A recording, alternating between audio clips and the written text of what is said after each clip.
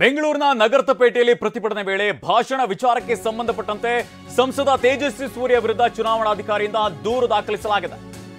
ಸಂಸದ ತೇಜಸ್ವಿ ಸೂರ್ಯ ಬೆಂಗಳೂರು ದಕ್ಷಿಣ ಕ್ಷೇತ್ರದ ಬಿಜೆಪಿ ಸಂಸದರು. ಬೆಂಗಳೂರಿನ ಹಲಸೂರು ಗೇಟ್ ಪೊಲೀಸ್ ಠಾಣೆಯಲ್ಲಿ ಕೇಸ್ ದಾಖಲಾಗಿದೆ. ಚುನಾವಣಾ ಆಯೋಗ ಪೊಲೀಸ್ ಠಾಣೆಗೆ ದೂರನ್ನ ನೀಡಲಾಗಿತ್ತು. ಜನರ ಭಾವನೆ ಕೆರಳಿಸಿ ಶಾಂತಿ ಕದಡುವಂತಹ ಹೇಳಿಕೆಯನ್ನ ನೀಡಿದ್ದಾರೆ ಅಂತ ಅವರ ವಿರುದ್ಧವಾಗಿ ದೂರು ದಾಖಲಾಗಿದ್ದಾರೆ.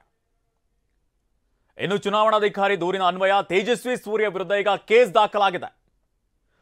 ಹಲಸೂರು ಗೇಟ್ ಪೊಲೀಸ್ ಠಾಣೆಯಲ್ಲಿ ಪ್ರಕರಣ ದಾಖಲಾಗಿದೆ.